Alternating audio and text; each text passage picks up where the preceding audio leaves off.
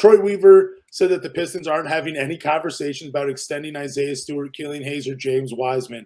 I'm surprised one name is on this list, and it's Isaiah Stewart, because he definitely seems like a Troy Weaver guy. And I feel like, I said this before, he's going to be here for the entirety of his career. That's what I feel like, just with his work ethic, his energy.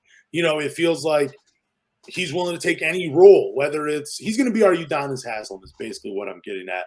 Not surprised they haven't had conversations with Killian Hayes or James Wiseman. Killian Hayes, up and down career so far in Detroit. I think his stats looked as good as they did this year because he was forced into a situation. There was literally nobody else that was going to put those numbers up.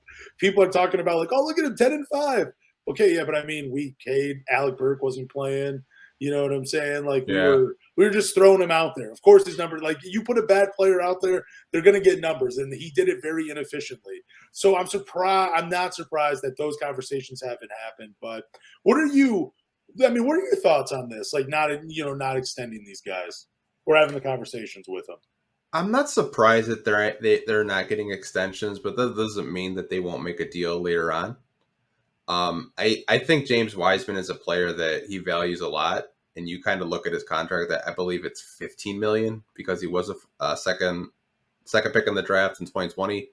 Isaiah Stewart's obviously on a cheap deal because he was the 16th pick. I think they'll come to an agreement, and we kind of talked what a possible extension would be. And I told you a couple weeks ago I'm the worst person to ask because I undervalue everybody. But for Killian, I told you last week, I think this is his last chance to get a new contract. I think if Killian wants a new contract from the Detroit Pistons, he's going to have to do what he did against the Dallas Mavericks when they won in overtime. He's going to have games like that all throughout the year to be consistent, dropping 15 and 6 a night. Can't have games where you don't shoot a shot and you have 4 assists. To me, like I said, this is his last chance going into next season of getting another contract from the Detroit Pistons. If not, like the Killian Hayes experience will just be a memory that we'll probably forget about. No, I think he has to completely change his role. He has to come. I think if Killian Hayes wants to make it in the NBA, you need to make your game more about defense. And you need to know that, the playmaking stuff is great. I don't need you to be a playmaker when Cade and Jaden Ivey are healthy. I don't need you to be a playmaker. You can be that third guard, whatever. I'd rather have the ball in Alec Burke's hands. I'd rather have the ball in Bojan's hands. I'd rather have those guys creating opportunities for themselves or other people, even though Bojan doesn't do that shit. But he creates it for himself and himself only.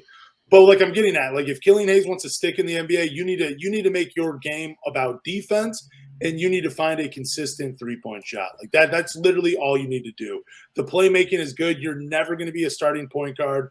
You're probably not going to be a backup point guard in the NBA playing point guard because you're too left-hand dominant. You can be left-hand dominant. You don't have to use your right hand, but you need to play the off-guard spot, and you need to play defense, and you need to be that connecting type, but you also need to figure out a three-point shot. And make cuts, cut without the ball. You're a point guard. You know where you want your guys to be when you're passing them the ball. You be that guy that needs to be in the right spot to receive the ball and make a play. That's what I want to see from Killian Hayes because the point guard shit, that's done with. It's not going to happen in Detroit.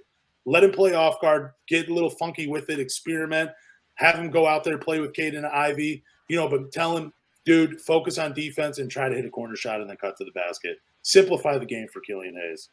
I think he'll be the backup point guard going into next season. Unless they sign a guy I saw that you were talking about on Twitter. Javon Carter, baby. Javon Carter, who is so grossly underpaid and one of the best, on-ball defenders in the NBA right now, who does play for the Bucks.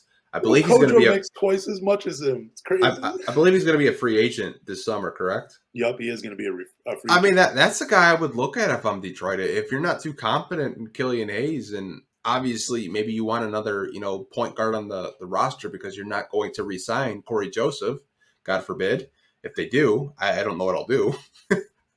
Hopefully not, but Javon Carter's a guy that I would look at, but like I said, I think this is going to be Killian's, last chance. I do think Wiseman and Stewart will get their extensions when their time is due, but not really surprised that Troy's not going to extend them this summer because it doesn't really make any sense. I mean, they're not like, you look at Tyrese Maxey, who could possibly get close to a $200 million extension. It's not to that Crazy. point.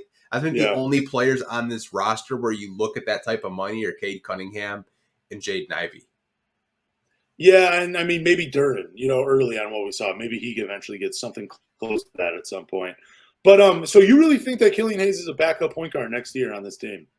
I do. If they can't sign anybody, I could see him playing into that backup role. Maybe we get a new coach that can kind of just simplify it for him. Maybe Casey didn't do the best job of putting him in positions to succeed. Maybe you get a Chris Quinn or Charles Lee where they kind of simplify the game and, just watch film with him and tell him, hey, I just need you to be a backup point guard, play defense and pass. Just simplify it. Like, I just don't want him making decisions out there. I mean, I know he was like what, top 10 in assists this year or something, like, or top 15 or something. And but I just don't want him being a playmaker for this team. Like, the decision making isn't horrible. He's just not a threat offensively. But he can make a living locking guys down. Like, we went through it all. Like, you could play he could play defense like 1 through 4 depending on the matchup for a team. I just want him to focus on that. Like, forget the playmaking stuff. Go out there and play defense and get some easy look, make it easy for your guys out there.